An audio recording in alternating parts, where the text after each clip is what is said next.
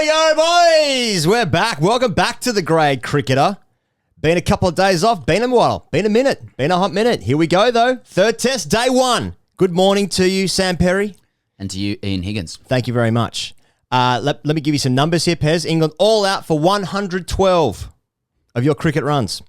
Bowled out in 48 overs. Zach Crawley, those tall runs, 53. Axar Patel, 6 for 38. India in reply. In response, in riposte, a 3 for 99. Well, 99 for 3. Rohit Sharma doing his business again, 57. Not red ink. Leach, 2 for 27. Those are the numbers, Pez. I don't know if you saw the opening of. Did you see the opening passages here when they? Because it's a brand new stadium. Obviously, we're talking Narendra Modi Stadium now. It's been officially announced. The complex itself is called Quite something suddenly, wasn't it? Yeah, it was like an announcement. Did people see that coming? Don't know. Let us know in the comments. Not sure if they did a poll. Not sure if it was just one of those things. ABC.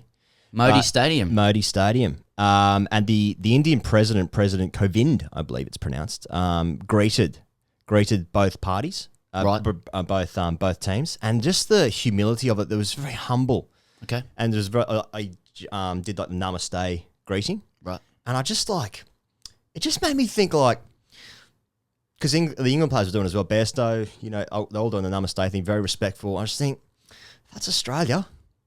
We copping that? It's this shit. I think Bancroft would get round it. Jay on next to him without shoes on, sure. For the rest of the boys, I don't know.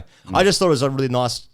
I look at other teams playing international cricket, Pez, and I just think there's a nice humility around it. Oh yeah, it's good. It's one of the great motifs of this whole series. Are two white Aussie guys watching other countries play and going, "There's way less bullshit about all of this." Now don't get me wrong, I don't trust it. Oh no way, I don't trust it. And we started to see a little bit later in the day. A little bit later in the day. We're going to talk about it. So much so you have to tilt your head and your mouth goes up like this. The English team described as getting a bit ratty. Pez, let me explain the day to you in great terms. Okay, please. I've been waiting for this. Tough place to go. It's a tough place to go. Yeah. Now, Pez, England won the toss. Good bit of fortune there. Finally, England win a toss. India lose a toss finally. I think they've won one of that last 85. But, it's a Bunsen burner again. Real rag and Turner. That's all well and good. But the third umpire decisions are hilariously one-sided. Like, it's good. All the umpires' calls and the DRS, they just seem to be going one way. The whole day isn't marred by controversial umpiring decisions. The day is surrounded by Axar Patel's genius, and a bit of Rohit Sharma stuff as well. Don't get me wrong, but and Crawley, a sweet timer of the ball as well. He batted gorgeously. I want to get onto that a little later. Yeah, but you know what? It's a tough place to go. You need those little 1%ers, and it ain't going their way. What are your three things? My three things, Pez. Team selections. Who got it right? Okay. Who got it right? So England. Pretty clear. I think India are very far ahead in the game already. You could already say we've seen this record before. That's done. India's playing at Lords. It's over. You could say that, and I will. But England go with 4 quicks. India go with 3 spinners. And when the team sheet came in for both teams, I'm sure someone was thinking, well, someone's got it wrong. Yeah. Those are 2 different teams.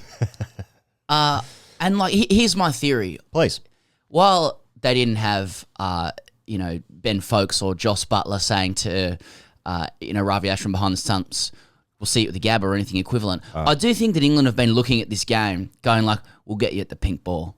And they've been worshipping at the altar, because we worship at various altars, off bail and stuff. They've been worshipping at the pink ball altar. Jimmy Anderson, movement, bit of grass on the wicket, some pitch watch. 3 or 4 days out, haven't shaved it yet. And it's it's green. They're seeing that greenery. They're getting erect. Yeah, if that's how they do it. Yeah, chopping up. And they've just thought, I don't care if it's India. We're England. We were the dominant power in cricket from 1877 to 1977. Okay, we've got a pink ball. We've got the best exponent of it. Yeah. Let's pick 1,000 pink ball exponents. Yep. And through the 3 to 4 overs, when it gets a bit dark, then we'll do some stuff. Yeah.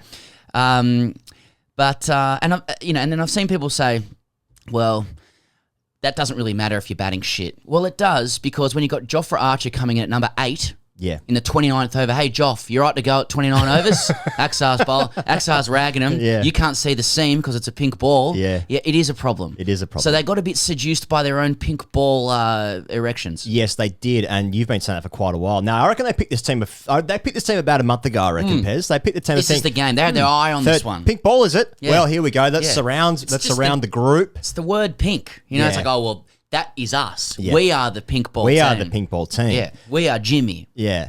And what India's gone is going, yeah? Is it going to swing when we're playing on fucking Roland Garros? Exactly. On the Is it Roland Garros? Mate, this like the popping crease was like, oh, well, that's just clay. That's the red earth of Exactly. India.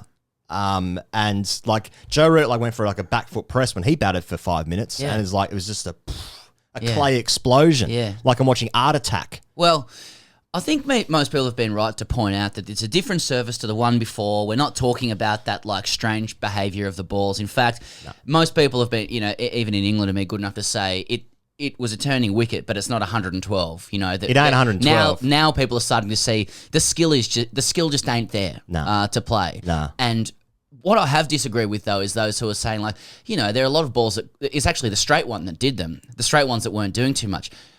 Let's get it right. Straight balls are doing things. Like, that's literally the point. It does things in opposition, in proportion to the ones that are actually turning. Yeah. And bowlers, I mean, sometimes they know, sometimes they don't, but that's part of the skill of it as well. Arm balls are doing things. It's sliding in. Anyway. Well, just on that notion of the teams, Pez, like I saw Kohli come out after the game, and he did come out after the game. And Wow, that's big news. that is big news. Now, not many people put that up. They were talking about the third umpire. How's that going to be That's like received? carry catch. Is that in the wheelhouse? Are we able to do that? I don't think so. We'll Let us see. know in the comments. No, Kohli said we picked Washington Sundar to bolster our batting. What? He's batting 9. I mean, like that's are people waking up to the strength of this Indian team? Mate. People are just daydreaming. Oh, we'll pick fucking Joffa and Brody. We'll do it. Washington Sundar's batting at 9. They picked him to play. Like he ain't bowling. He ain't need a bowl. They got a guy batting at 9. He'd bat 4 in every other international team. It's You having a laugh? It's the script series. India were on the beach in the first test, partying from what they did. The at second Gabba. largest beach in the world. Exactly. Yeah. They were really long. There was another one in Bangladesh or something. no, I forget now. Bangladesh, yeah. They lost big runs, roll out the Bunsons, Yeah. just flex a little bit. And we're going, what are they going to do for this game? The Ping, okay, Bunsen. Yeah. Ba-bow, Punsen. yeah. And what will happen is I think India will get very far ahead in the second innings. So far ahead that it's over. The game's killed. Mourinho, 3-0 at halftime, it's over. Park the bus. Park the bus, it's over. And someone will score heroic runs for England in the third innings, but it will mean nothing. With but a hero bat. It will be a hero innings, but it'll be an innings for the next time they go over because this one's over, and then the next test will be a dead rubber. It doesn't really matter. How did Honda start to sponsor bats? There should be a broader range of sponsorship of bats generally. I think. I mean, MRI for a tyre brand. Exactly. What's that about? They've got a fast bowling academy. we should start sponsoring bats, We should start doing something. bat stickers. Bat stickers. Do you want to have a business meeting now? So yeah, just in short, I think India got it right. Yeah, well, let's see how it goes. I should say, look, to be fair, right, I saw Rory Dollard tweet that, you know, are we absolutely certain one side has got it horribly wrong here, or might they both have chosen their own percentage attack in uncertain conditions? That's a very sensible approach to it. There's not a lot of comedy in it, but it's a very sensible approach, probably worth pointing out. did That think England about that probably as well. just went, well, you know, this is the best way we can win. Harsh on Dom Best, though. Yeah. Harsh on Dom Best, and if Moeen Ali was there, they probably would have picked him. Probably. Yeah, but he went home. Now, second thing I want to talk about, Pez, is Axar Patel. Better than Jadeja. Oh, A little bit of clickbait there. am I right to say he debuted in that last game? Yeah. Patel? He took 7 wickets. How good is this? How old is he? No, I don't know. He's just bundling in with his speed dealers like Yeah. he's been doing it for 60 tests. And looks fucking great. he just, Those speed dealers, he's rocking the dealers. you know, in Australia when we talk about spin and there's different language around spin, you either come from sort of 12 o'clock really high, you get over the ball, or you're almost like a Darren Lehman sidearm. As you know that I know that. Yes, that's right. Like I feel like Patel is at the perfect hand, like second hand of the clock. Yeah, He interesting. He really knows how to get both height and also side spin if he needs to. yeah. And where the ball pitches and turns is almost like the perfect bat width. So you have to decide, is this one turning or not? And Yeah. whichever you decide, if you get that wrong sort of 2 out of 5 times, you could get an outside edge or get or LBW or bowled. And that's what happened yesterday. The guy looks like he's been doing it for a long time. He's like tailor-made for those wickets. Yeah. He was bred in a test tube. So he's taken 13 wickets in 3 innings. He got a bag in the second innings of he got the fourth innings of the fourth innings of the second Test match, and he also took 5 wickets as well. And now he's taken 6 for 38 in this innings as well. And I was just like looking at him bowl, and I was kind of thinking about the conversation about, England batters not being able to play as well. How come Sharma got so many runs? And it's literally because of like the angle and the trajectory that Ashwin and I was going to say Jadeja then, and Patel are delivering the ball. And like Leach and every like Anglo spinner that comes to Asia, they're so over the top. They're using overspin because that's what works in their conditions. Whereas like Jadeja, Patel, even Ashwin, right-hander, they're getting like more like horizontal spin like this. And so the variation. Flying saucer. Now, many people who can describe things better than me have said this as well, but like the one that slides on, it actually doesn't hit the seam. It hits like the actual the non-seam part and just skids on. Yeah. And then even the variations, like the way he got Stokes out LBW, now that was more overspin, but then it's like, then you're just guessing, because of the nature of the wicket, you're guessing how much it's going to spin, and then Stokes just misses it by a bat width, and then just LBW. So it's like, I don't think that India is so much better at playing spin. They're so much better at playing Anglo spin. Yeah. I think if Pujara, Kohli, Sharma is facing Ashwin and Patel, they're going to struggle as much, because it's not like the batsmen just don't know which way or how much it's going to spin. I don't think there's a skill in being able to like see when the ball pitches. Well, which way was that going? Because no one knows. The bowler doesn't know. Well, I think the bowlers are better than England bowlers. That's the difference. I think that Anglo spinners are conditioned to bowl with more flight as well, because their wickets don't support them as much. Right. And so you have to actually beat them in the air. They're bowling medium pace. The Indian guys bowl into the wicket because they know, and they have that fine skill around seam position, pace, and the way the ball works off the wicket, and where they set their fields and stuff as well. I do think Kohli and Pujara and stuff and Sharp, I think that our Anglo bats, could learn a lot from the way those guys play. I noted that England is really funny and anxiety provoking to watch, but like England had a plan to play off the back foot against them, and it's really funny because occasionally then that ball's just a little bit too full to play off the back foot, and as soon as it hits the wicket, it's like, what's going to happen? Because when you go back, there's more chance for the ball to do something, and you're just playing French cricket. Yeah, a lot of French cricket stuff. Yeah. Anyway, look, Axar Patel would have played. Look. Ravindra Jadeja is a great player too, and he probably in India he might be the best player, 100%, because he's got the batting as well and the fielding, and there probably isn't too much between him and Axar Patel. Probably don't know. Yeah. So I'd love to see him play. I think Jadeja averages 20. Yeah. With the ball in India. So that's the problem is, again, from the Gabba, this is the Gabba issue. The problem is that we can't now say like, but get him away from home. Yeah, get him away from home. They'll fuck you there too. Yeah, that's true. I also like the height to which like Ashwin and Jadeja come from as well. They like Leach's are just a little bit shorter. So inherently, he's not spinning up in the way that like a third grader or a gully cricketer perhaps has to like spin up to like create bounce and trajectory. They're bowling like down into the wicket. It's medium pace. It's unbelievable. It's the best of both worlds. It's pace and spin, because that's how spin works. It's like you have to trade off. The faster you bowl, the less spin you get. Not in India. The faster you bowl, the more it digs in or moves away. I mean, look, I'm trying to think of solutions. Our England fellows have been good historically at stealing things from other places. Yeah. Steal some of that soil. So we're going to steal some soil from over there and start building building our own Indian decks. That's interesting, because when you go to like stadiums around the world, you may be a bit of trouble overseas. Yeah, and you go to like maybe you go and do like a stadium tour of like Old Trafford, for instance. Yeah. And then we do like a walk around the pitch, and they're like, whatever you do, don't steal the grass. And it's like, well, I wasn't even thinking about stealing the grass, but now I am. Yeah. So now I'm going to like pocket some grass. They should be doing that. Taking a bit of clay court home with them. Exactly. Maybe getting the Nadal in. Yeah, exactly. How do you play this? Maybe Nadal should be a left field consultant for Anglo cricket. Yeah, what's Callis ever done on some continent? Why isn't Callis on the balcony with his arms folded, just looking like... He doesn't want any part of this. Yeah, fair enough. Pez, last one. The last topic I want to talk about. How far can England be behind in this first innings, realistically, to stay in this game, to make it go 3 days? This is a game that where England could get back into it. India are very far ahead. I don't think it's all gone, and I think that's just because of the way the game's set up. You know, Zach Crawley said at the end of the day, he's being optimistic. He's like, if you get them for low 100s or for high 100s or low 200s, then you're a chance. You know, they're only a couple of wickets away from being into the second top order of the Indian side. You got to get 8 down to get the Sharma in. Yeah, but and who know, maybe the wicket will get better like it did in Chennai. For a little bit when the ball went soft and stuff, but really it's probably all set up for Sharma and Rahane to take the game away. I think, and if not them, Pant, and if not him, Sundar. Ashton got 100 last match. Oh yeah, and that guy. Although I have to say that his 100 is diminished by the fact he's wearing left-handed pads. You seen this? He's wearing left-handed batting pads. Scrap the records, Ashwin. Scrap them. I think England will find a way to say that's cheating too. Pez, hashtag RTDC? Just on the third umpire thing, Joe Root complained about the process, so there was a decision around Stokes' catch, Sharma run out and... Stumping.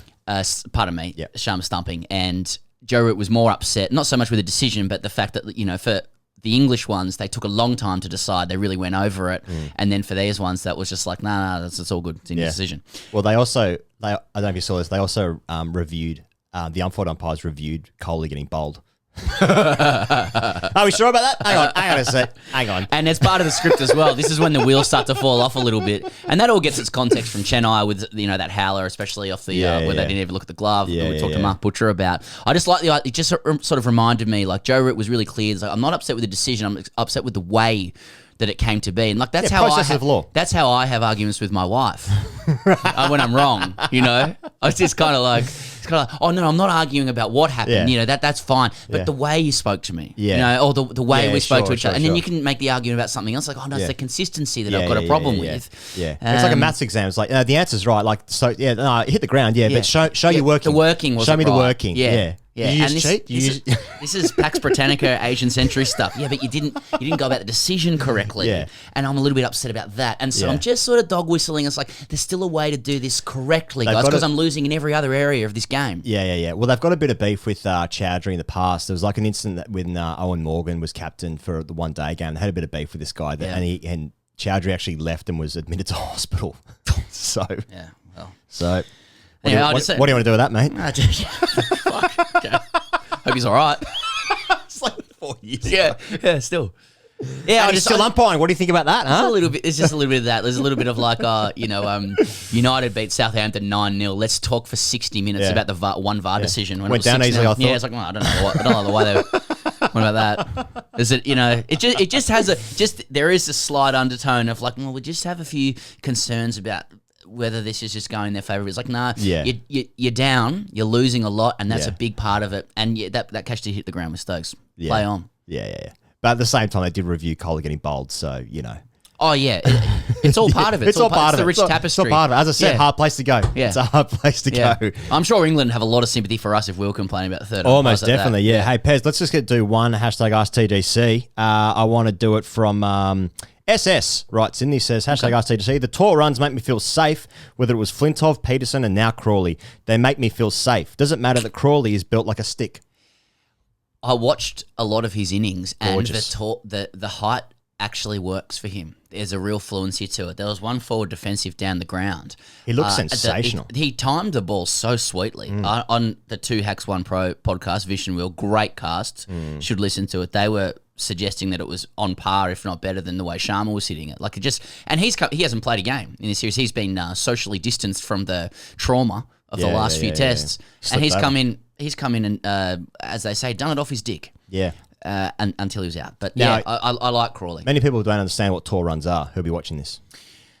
What are they? We've just postulated a long time ago that tall runs are weird runs. Everything's got to be in proportion, symmetrical in cricket. All the best bats have been short people. You can have, a lot more balance, lower centre of gravity, just looks right. Ponting, Tendulkar, Bradman and stuff. Tall guys come in, it's all fucking arms and legs and elbows. Doesn't look right. It doesn't look right. Tall runs are weird runs. He's 6'5". Yeah. But he's don't look all right. Doing the job. Hey, if you've enjoyed this episode, please do like and subscribe. We really do appreciate it. $1 if you want a question answered tomorrow, hashtag RCDC, drop it in the comments below. We'll see you guys tomorrow morning. Oh, it's early in Australia, let me tell you. It is early. We'll be back here tomorrow for day 2, the review. What's going to happen? We know what's going to happen. We've all seen this before. See you tomorrow.